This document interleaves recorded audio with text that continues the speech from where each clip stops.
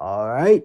Today we're going to be talking about the psychology of the ninth house in astrology, giving you the full meaning explained.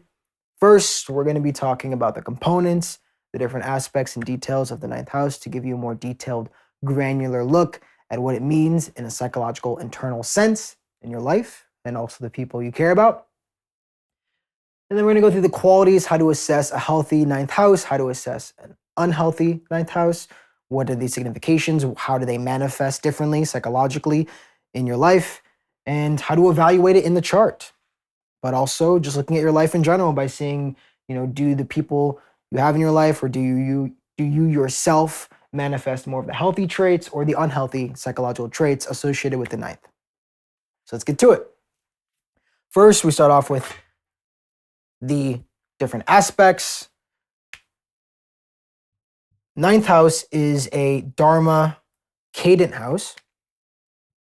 As we talked about with the first house and the fifth house, we're now in the final Dharma house.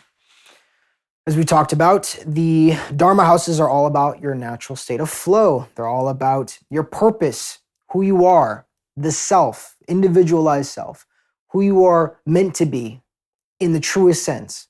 So a fish swimming through water is doing its Dharma. As I said before, a lion hunting and walking around or sleeping or just being a lion, that is doing its Dharma. Human beings are the only animals on earth, aside from animals that are subject to human will and sometimes evil. Other than that, humans are the only animals to have conflicts involving their Dharma because we have these other aspects, artha, kama, and moksha, other aspects of life that are involved that make it difficult to only focus on our natural state of being. So, Dharma is the self. It is the self, it is your path, it is your truest expression, it is your self-expression, it is most unique to you. That is what Dharma represents.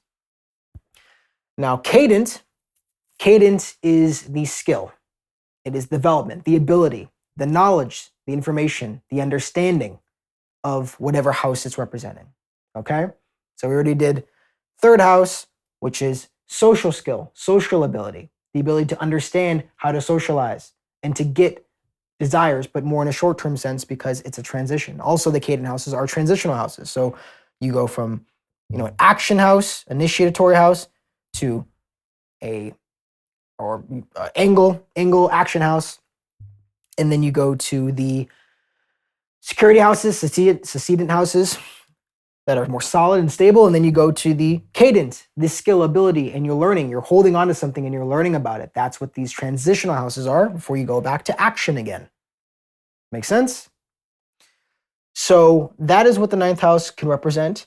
And when it comes to the Dharma houses, you start off with Aries, you have an idea, you have a vision, you go around, and then you get to the second Dharma house, which is the fifth house, which is where you solidify this core identity that's solid to your unique vision, that's solid to yourself. You specifically, your unique self-expression, the fifth house, that is consistent and solid because it is part of who you are and how you see yourself. And then you go to the ninth house, which is you developing and learning about yourself. It's self-knowledge, self-understanding, the skill to develop the self through one's wisdom, through one's gurus and teachers, because that is what the ninth house represents, right? And so when we do the synthesis, it is the self-knowledge or self-skill, the ability to know thyself comes from the ninth house. That's why the ninth house is aligned with gurus, teachers, counselors, your parents, who essentially are your first gurus or the people who take care of you, and your culture. The cultural mores and laws and philosophy and religion and spirituality, wherever that may be, whatever that is in your life, signified by the ninth house. It's our wisdom as well. And so you can also understand it by looking at the opposite house. So the social cadent house of the third house, you learn through trial and error, through experimentation. It's hands-on learning. You go into the field, you make mistakes, you experiment, you observe, and you directly learn through that way. It's the initial learning that happens, okay? And then you go to the opposite house, which is the ninth house, also a cadent house, a skill, ability, knowledge, information house, a transitional house. And that's where you acquire knowledge through a guru, through a teacher, through a counselor, through your parents, through the cultures. You get it from somewhere else.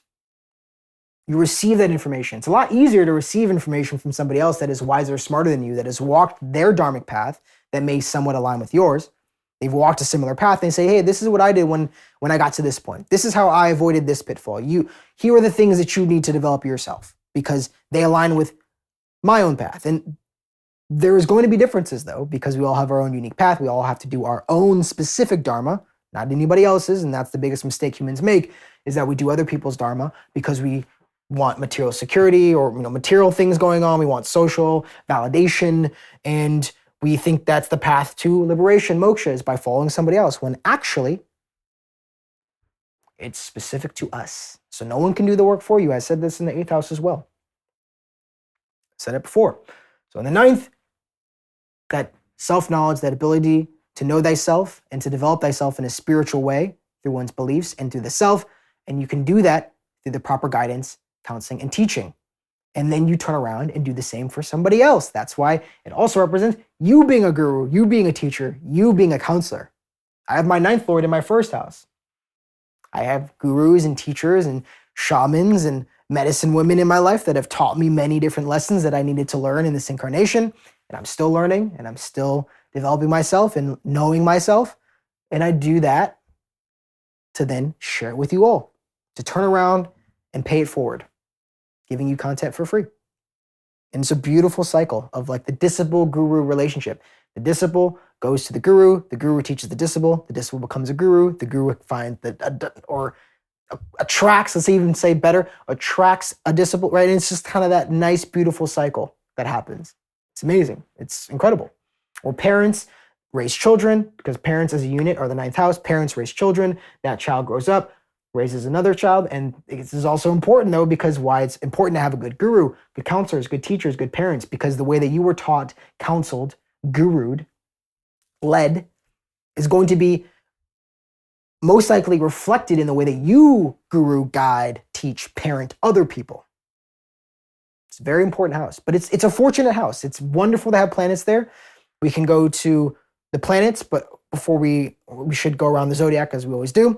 So it's a wonderful house. It's wisdom. It gives meaning and purpose. It's all about devotion, because you start with Aries with your vision, your inspiration.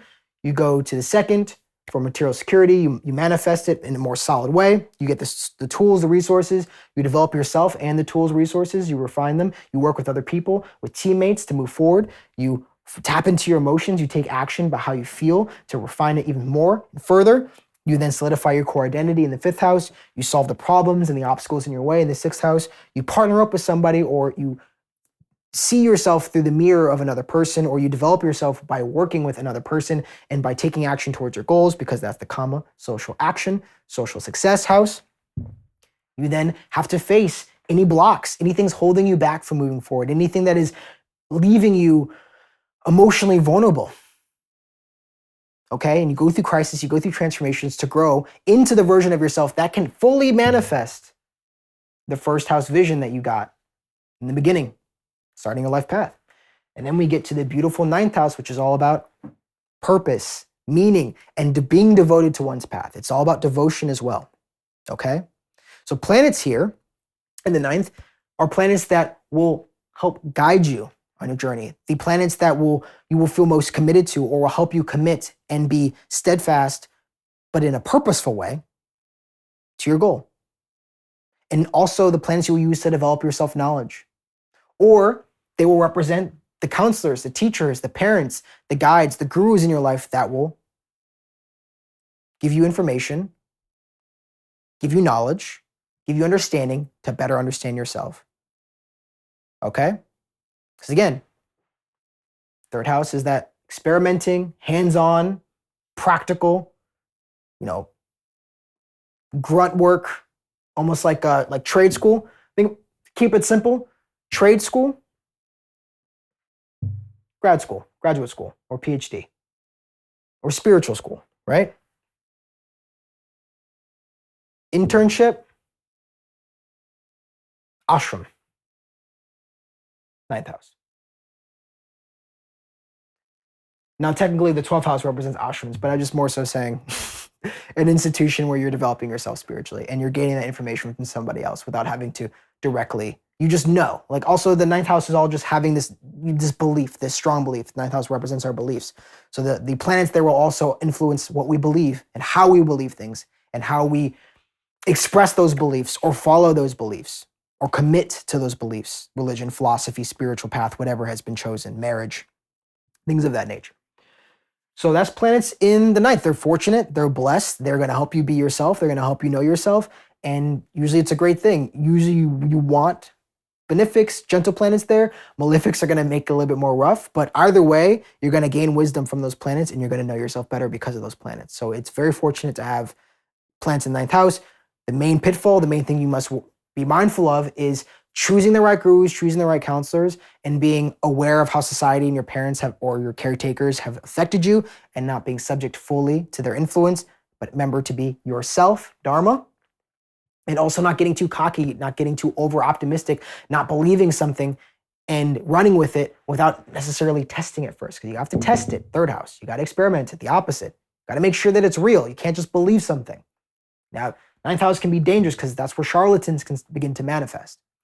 Or they can take advantage of you because you're overly optimistic, you're over trusting, you just want to believe you found the best guru and you realize that he's touching people, right? Seems to be very common, unfortunately. So having that discernment, having that ability to really observe and to test out and to look at the details and make sure, is this legit? It's the third house. So a healthy ninth house is, right, what does that look like? Well, it looks like somebody who knows themselves and is able to attract good teachers, able to attract good gurus and counselors, had a relatively positive upbringing, had good parents that taught them, proper, I don't say proper, but healthy or aligned beliefs that align with them.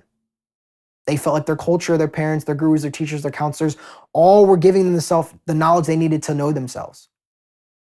This is somebody who is committed and can be devoted to their path with meaning and purpose, ninth house, and has the skill to walk upon their path of Dharma and transition into the house of duty and work and responsibility and karma, the 10th house, which we'll get to in the next video. I'm not gonna give you too much, but healthy ninth house is somebody who is able to also take guidance and to also guide other people and give counsel to other people. It's a two-way street. People who can take good guidance, good counsel, good teachings from the right person, those two things are important, can also provide good counsel, wisdom, teachings to the next person. Unhealthy, well, can be a person who is not able to develop themselves and to not understand themselves or know themselves properly. Might have trouble finding the right guru, or have parents or grew up in a society, a culture, or religion or philosophy that did not align with who they truly were, did not align with their Dharma, was incongruent. To no fault of their own, but it's just how things manifested. And so it's up to them to test out different philosophies, different beliefs before they finally solidify one. A good, smooth, positive ninth house means you're kind of just born in, based off of past life karma, born into a situation where things are aligned and it's just pushing you along that spiritual path to develop yourself more effortlessly. Because again, Dharma represents effortless, natural, flow, frictionless, smooth. These are the trine houses, what they represent. And so evaluation, you look at the ninth house, the sign holding the ninth cusp. You then also look at the ninth lord, and you look at Jupiter. Shocker, I know, the planet of purpose, meaning, wisdom, gurus, counseling.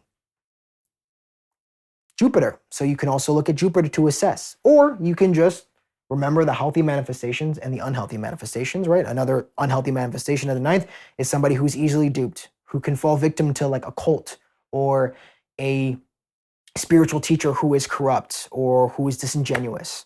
That could be a ninth house problem. Or somebody who can't take advice, can't take counsel from somebody. I think I might have already said that. My apologies if I'm being redundant, but you double know. Now you won't forget it because it's been hammered into your mind multiple times. But you can also look at the life of the person you're trying to analyze, or yourself. Or look at those three significations, those three things to evaluate in the chart to know if you're on your path and able to access that inner wisdom, inner guidance, guide other people, and know yourself. And that is the video. If you enjoyed, I would love a comment or just questions. I'm happy to answer. If you resonate or not, please let me know down below. In the next video, we're going to be doing the 10th house, psychology of the 10th house. We're going through all the different houses, so subscribe to go through these different series. I'm giving free courses away, like they're hot takes almost every day. So subscribe, and I will see you guys in the next video. Cheers.